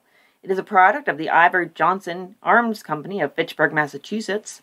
Sheriff Harm wired the factory to learn the first chapter of the history of the fatal gun, and if the firearms dealers have kept the proper record, it may be easily traced. So, the gun in the Fort Wayne murder also seemed to be kind of cobbled together. 2 different guns almost that had been placed together to make one. It seems like a weird hobby. It's a strange hobby, no doubt about that. But there's too many similarities. They're starting to pile up here. Again, that's if the gun is, spoiler alert, they never tell you. Nope, they forget to follow up. Now, for some reason, the fact that the gun was tossed and ditched in the cornfield, I don't know how close it was found to the actual murder scene. They never specify. They specify where it was, but only if you lived in 1925 would that be useful, because it's a lot of descriptions of places that aren't there anymore. And so I can't find that, so I can't figure out how close it was. And so, but just the fact that it was ditched somewhat near the scene seems to give the newspapers the idea that this must be a jealousy or revenge or hatred type of murder and not the robbery type of murder. It's strange. They immediately were like, oh, well, and this is, again, a weird theory. The murderer must have gone back to Hastings and then realized it wasn't safe to keep the gun on them and returned to the scene to ditch the gun nearby. That doesn't track. No, it does not track. It is very silly. I don't think that indicates anything about the motive whatsoever. It's just somebody ditching a gun. So it's a strange thing. So then all is quiet on the gun front until March, when it's reported that the state sheriff, remember Sheriff Condit, is criticizing the Adams County Sheriff for delaying sending the gun to New York City for examination and to compare with the bullets taken from the bodies, which we now have. There's some sort of power struggle going on. The state sheriff says the county sheriff won't give him the gun, but also won't say he's not going to give him the gun, and it's a whole bunch of bullshit. For the record, the state sheriff is also certain that a man found dead on a train in Omaha 6 years prior was the Villisca axe murderer, and wanted the Villisca authorities to exhume the bodies so they could get fingerprints. from dead bodies, mind you. That have been in the ground for 6 years. Yes. And, it might have been at the time, but the murders were still old at that time. And compare it to the dead trained man. So, I don't know. They were a little wacky. And finally, a week after all that hubbub, Sheriff Harm, the county sheriff, sends the gun to State Sheriff Condit, saying simply he kept the gun because he was sure it belonged to someone he had been looking for a long time. And he thought the gun might finally help him find that person. Vague. Strange, too, because he says someone he'd been looking for a long time. If he meant the murderer of Clarence and Hazel, why wouldn't he just say the Lover's Lane murder or whatever? Why wouldn't he just say that? I'm looking for I think it belonged to the person who committed the murders. Because that's not who he was referring to. Yeah, it's something from before that.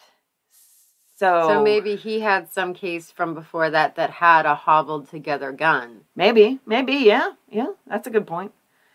So, but he is mad about this. But don't tell the newspapers I was mad. He says, Condit isn't even the state sheriff. There's no such thing as the state sheriff. Condit's only an agent appointed by the governor. He's not my superior officer. We will cooperate with the state, but we do not owe them allegiance, and nothing in the law requires me to turn over evidence I've gathered. They are being so bitchy. They really are. This has turned into like the high school girls' locker room. And up next is hair pulling and name calling. Homecoming Queen isn't even real, Aurora. It's not even real. It's fake. It's not even a thing. You're just appointed by a bunch of people who voted for you. That's not even real. You are not royalty. And that dress makes your ass look so fat. Just because I said I'd be your friend does not mean that I need to, oh no, I lost the plot. Yeah, you were so bad at being the mean girl. I am terrible at it. It does not come naturally. So then the gun, along with two others that are mentioned in the paper but never explained. Yep. What is happening? Oh, Hastings, your newspaper. The gun is the third to have been found in connection with the case. All three of the guns, in addition to the 2 bullets removed from the bodies of the slain couple, will be sent to the Bureau at New York City in an effort to learn whether the bullets were fired from one of the 3 guns. Never before were the other 2 mentioned. I didn't see anything about them, did you? I do. Oh, you do have something. Okay, so it's just me being stupid. That's all right. No, it was barely mentioned. Okay. So, I have... The gun received today was a .38 caliber Ivor Johnson, a .38 caliber Colt taken from Peter Burgett and John Noakes, 2 men arrested in Sioux City. Yeah, whose names are never the same, so that's going to be really fun to They're never research. Ever the same. Yeah. These are completely different names now. That's going to be excellent. And then a .38 caliber Harrington and Richards taken from a party at Hastings after rumors had connected them with the case. But that's all it says. So, taken from a party after rumors, taken from the 2 guys with the stolen car, and then this gun. That's right. Okay. Huh. Love rumors. I love rumors, too. Yeah, that's funny. So, yeah, they do send it, like you said, to the Bureau of Forensic Ballistics in New York City, and then we never hear of it again. You didn't have any follow-up that you found of it, did you? Nope. All right, so let's... do you have any other forensic stuff I skipped over or missed? I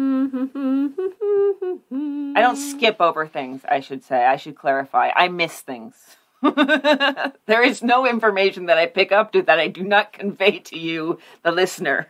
But if I didn't pick it up, I can't give it to you.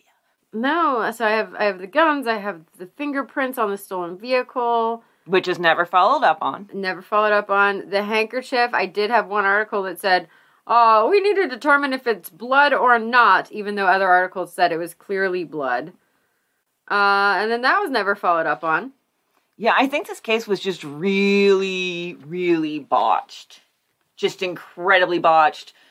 Probably a combination of all the other shit going on in the state. The fact that the Midwest at this point in time is just a freaking crime factory. Oh my God. It is... If you look for robberies and such. There's just billions of them. They're robbing banks, they're robbing dentist office. We don't know if they're robbing mortuaries. Livingston Brothers kind of implied that somebody had stolen their razors or their cutting knives. I don't know. They're also really high all the time. That is true too. So yes. All right. So let's talk about theories. The newspaper says the canvas of motives made by the officers includes robbery, jealousy, and revenge. So you notice the suicide pact is not in there. Murder-suicide is not in there. Not a chance based on the position of the bodies. So let's talk about jealousy. It was pointed out that Mrs. Bird was a woman of more than ordinary attraction, both in disposition and appearance. She inspired strong affection, upon which jealousy could be based. Well, I'm so glad the newspapers have figured out human emotion. God damn. All investigation keeps in mind that jealousy might be the motive. So there is, of course, that idea. It always comes up in the Lover's Lane cases. And in that case that I talked to you about, the new one that I found, that might have been the actual motive there if they did, in fact, get the right guy. So then robbery. Let's talk about robbery. The killer didn't seem to take items of value that the thief or thieves who'd done all the housebreaking had done. Left rings, left watches. Clarence's ring was a Masonic ring. Ooh. His father was a 32nd degree Mason. And then, of course, diamond ring, like we said, on Hazel's hand.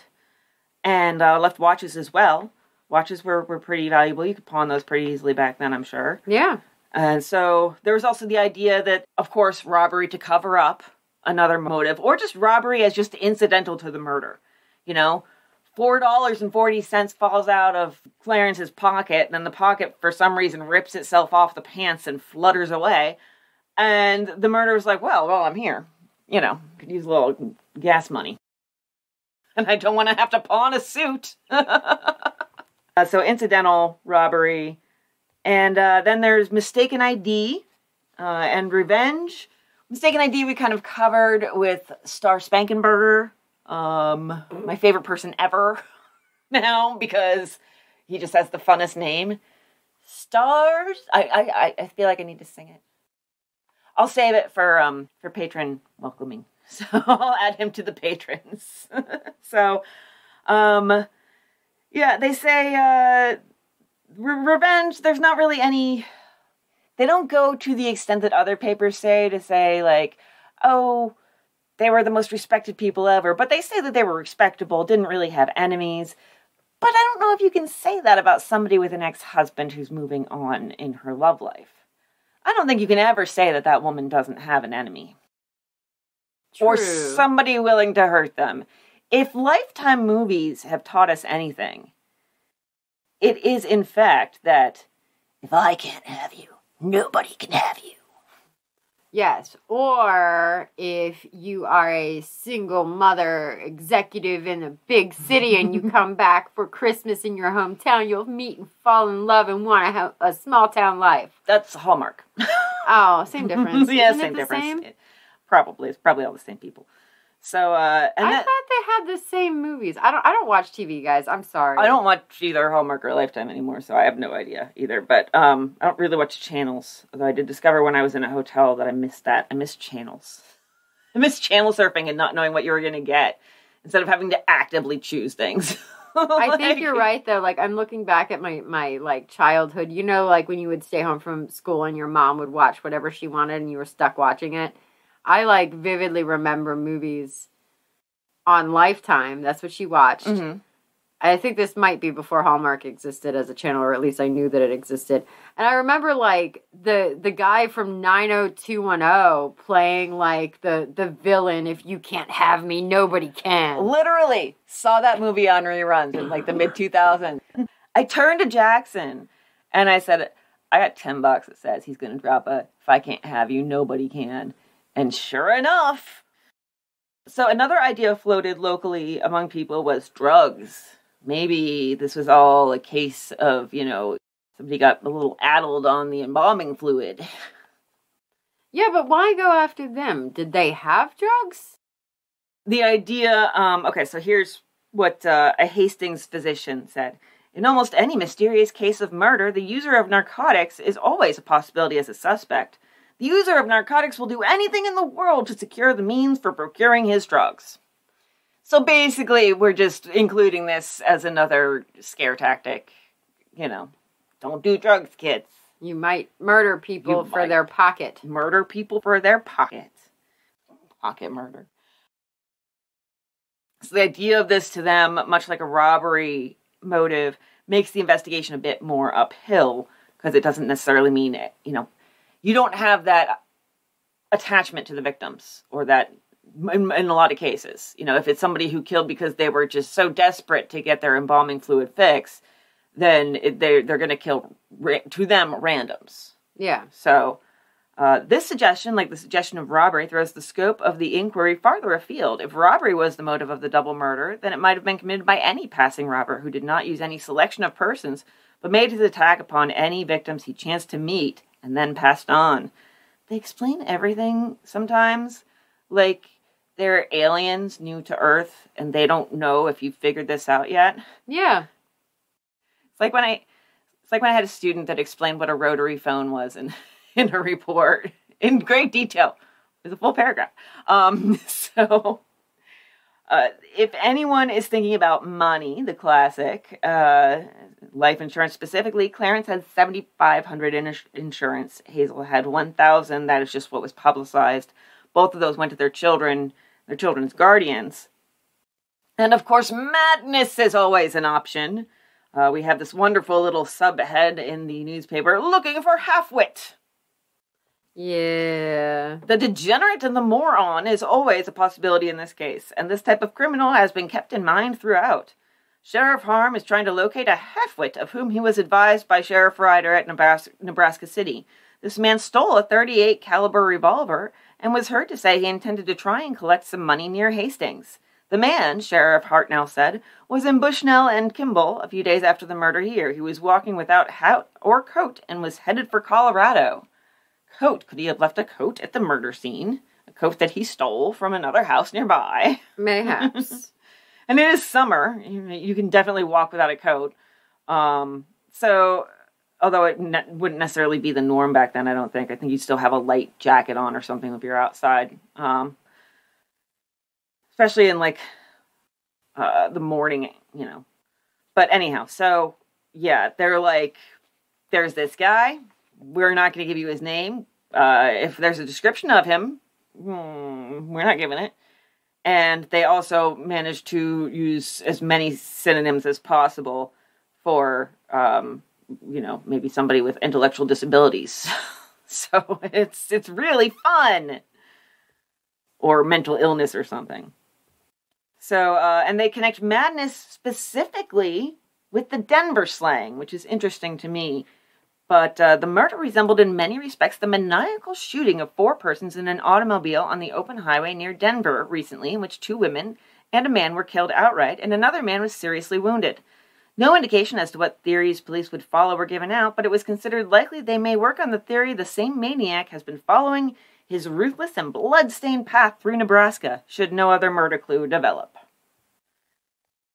So then, you know, they do connect it to the other murders and some, you know, some that we hadn't even heard of yet, so that's helpful. The state sheriff is on the criminal degenerate. That's his ship. Criminal degenerates. He says, so far it looks like a, quote, purposeless slaying. And then we get a fortune teller in the mix. Did you see the fortune teller? I did not. I can't wait. Word has been brought to Sheriff Harm that an itinerant fortune teller at Holstein says he can name the murderer under certain conditions. Oh. The conditions are, first, the sheriff must believe in the power of the fortune teller. Second, the communication must be made to the sheriff alone and in the dark. This is beautiful. That's the best thing I've ever seen.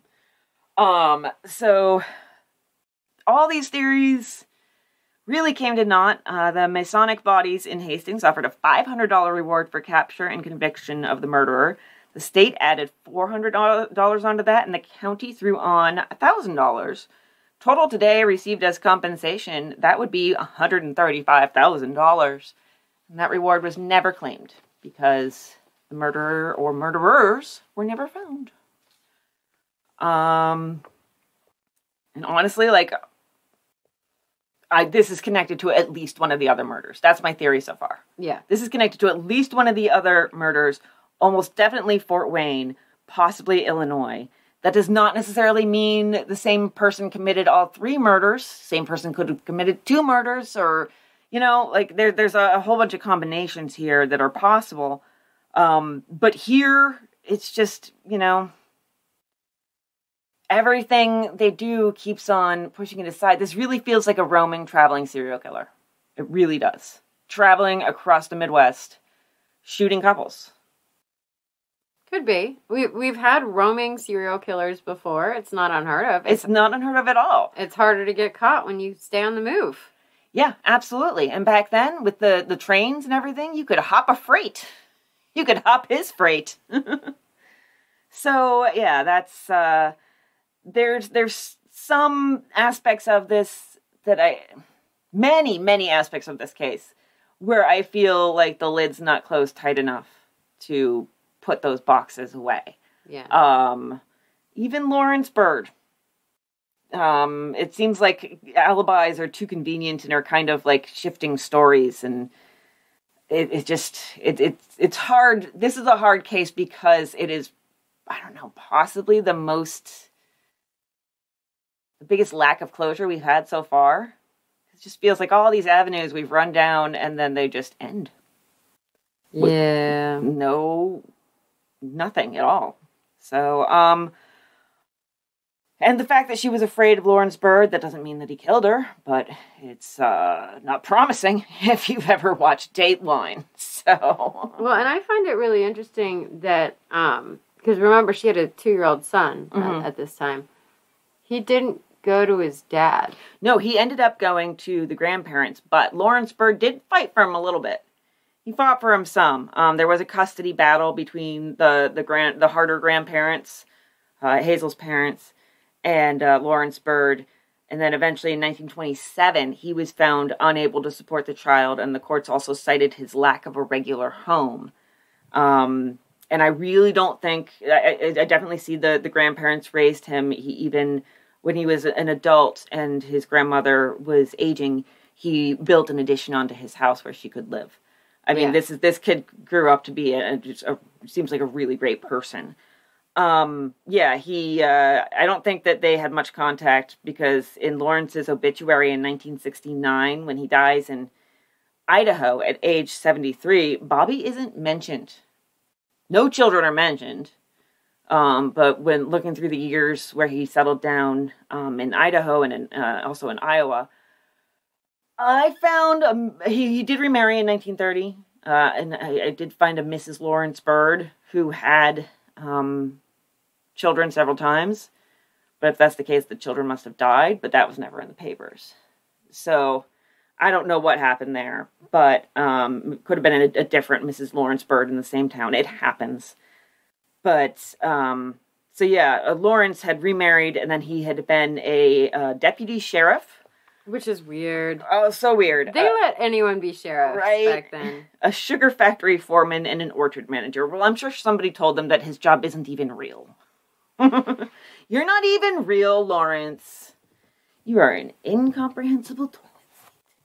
So, Bobby lived with his grandparents. They raised him. He served in World War II. He got his degree. He married. Then he got his master's degree in mathematics.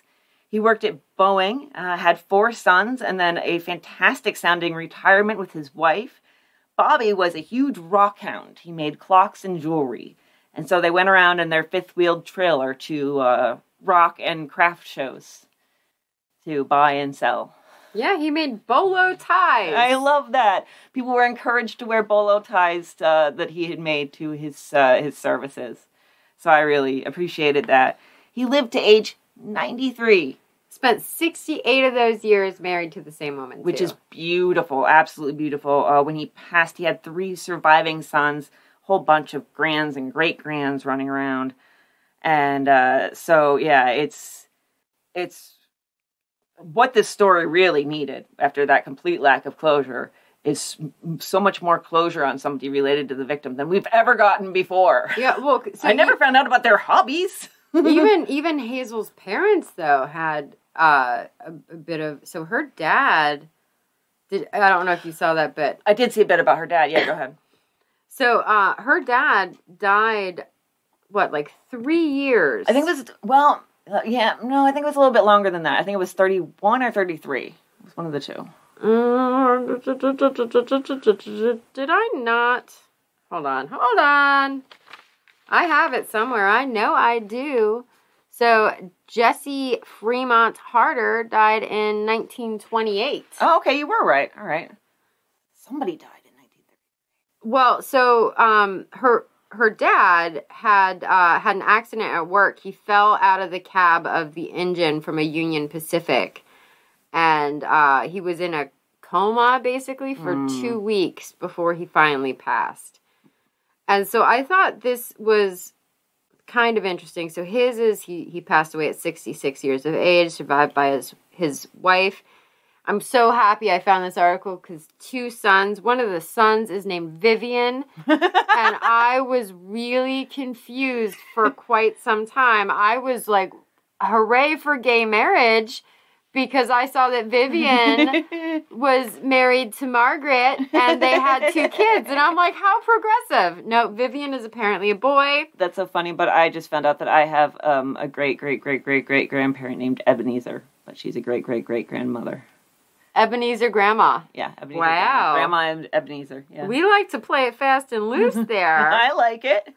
Especially considering that they were living in, Puritan Salem at the time. Right? But seriously, though, I saw Vivian Harder, and I was like, oh my God, Hazel's sister got married to a Margaret, and they were buried together, and how sweet is that? They even had 2 little kiddos. No, Vivian's a boy. Vivian's a dude. So, nothing of note. It's like Joe and Lori in Little Women. I know. They're dudes! Threw me off. So, yes, I do have one little... I couldn't find anything on Clarence's surviving daughter, who did go on to live with his parents. So there's that. Unfortunately, that's more like the usual. Mm-hmm. That's our usual, not finding out somebody's hobbies and how they spent their retirement. That's a wonderful life, and I'm glad we got to hear about it. Yeah. So this is absolutely random, but I love random facts, especially about towns. 2 years after the murders, and having absolutely nothing to do with them, Edwin Perkins invented Kool-Aid in Hastings, Nebraska. They have a Kool-Aid festival to celebrate that achievement every August. And everyone dyes their hair red. And Kool-Aid is Nebraska's official soft drink. Oh. So I have a couple of delightful tidbits from Livingston Brothers, if you would like. Mm-hmm. Yeah, okay. I would love that. I guess there had been a recent eclipse. Those that lived in the belt of totality in the United States will not see another total eclipse of the sun for 219 years. That is a long look ahead, but the prophet that tells us that will miss it but a few seconds. The party that sold their possessions and predicted the end of the earth at this last eclipse missed her guess. In fact, nobody knows just how much. But anyway, Livingston Brothers are located at 415 West 2nd Street, phone 225, ambulance service. The eclipse had no effect on them. Things are going on in just the same old way.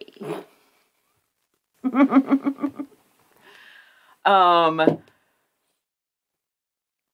think they were mad at their employee today. So this is recommendation.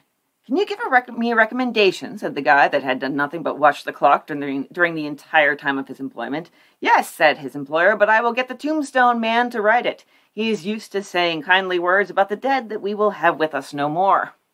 If you need an ambulance, phone 225. You will find some other live fellows at the other end of the wire. Do you want to know what's really funny about that? How much embalming fluid did they smoke? Yes. On the website, it says that the brothers were the only 2 employees.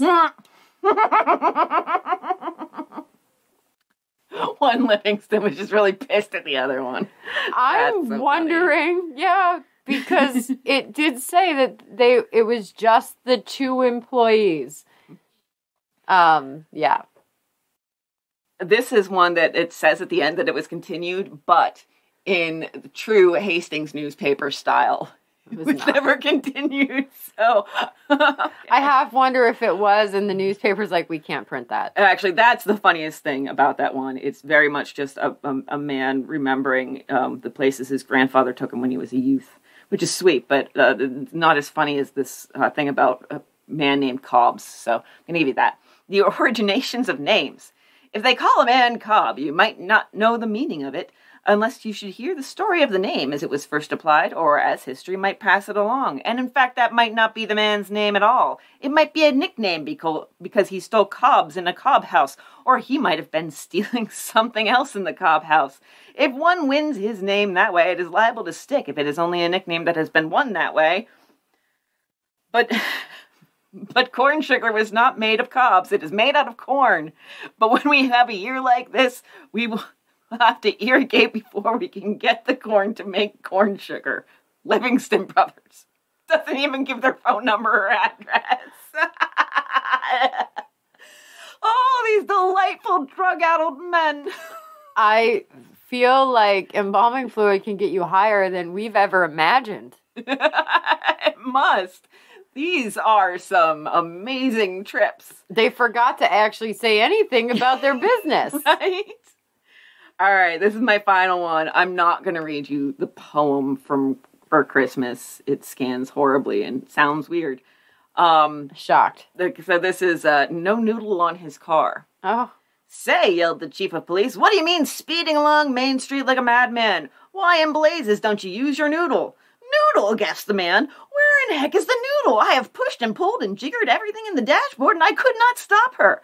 Livingston Brothers says it does not stand one in hand to know their business if it is only driving a car. What? Exactly. So the cop said you should slow down. No, I understood the words you said. I wasn't sure. But I had to read it 4 times before I got it. It doesn't... You don't even fully get it. You have to skip over a couple of places where they really struggle to express their thoughts clearly. So Livingston Brothers say it does not stand one in hand to know their business if it is only driving a car. Stand one in hand. I don't know what that means. But it doesn't. Yeah, like I know what all the words mean, but together they don't compute. Yeah. But I'm also not high on embalming fluid, so maybe that's the trick. Yeah, and just one more thing from Hastings, because I think the whole town was high on embalming fluid. I believe this was in the Hastings papers. I don't know why else I would have put this in my notes, but I found this wonderful newspaper advertisement. Free, won $300 piano to the most popular baby in this city. What is happening? What is happening? I'm done now. That's good, because I'm done now, too. I mean, like, I still have naked cowboy Tigger jumping on his tail, and my brain is now broken. For more information, call our store and ask for manager of popular baby test. What the hell is going on in this place? All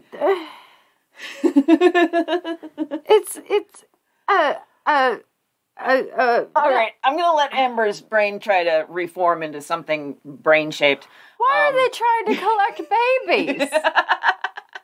Everybody's got to collect something. You got to have a hobby, Amber. So we have a patron shout-out today. 2 of them, actually, and then 3 when you had my buddy Star Spankenberger. So I'm going to sing these. Welcome to the Patreon, G.E. and Organized Wallflower, and your new friend, Star Spankenberger. Welcome. I'm so sorry.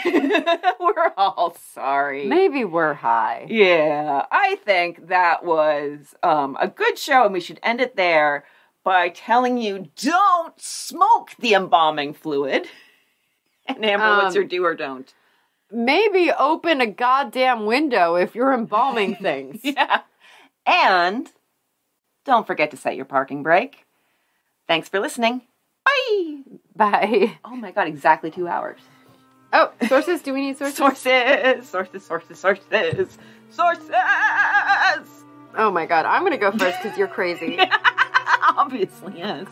Find a Grave and then newspapers.com. Thank you, Chris Garcia, the Columbus Telegram, the Lincoln Star, the Lincoln Journal Star, not to be confused with one another, the Grand Island Independent, Franklin County News, and Hastings Daily Tribune. Okay, so my sources were pretty much a lot of the same, but I gotta scroll all the way down here. Come on, the music is playing. Okay, Find a Grave, Ancestry.com, Hastings Daily Tribune, Adams County Democrat, Harvard Courier, Lincoln Star, Omaha Daily News, Nebraska State Journal, McCook Daily Gazette, and Wikipedia. Thank y'all. Thank y'all.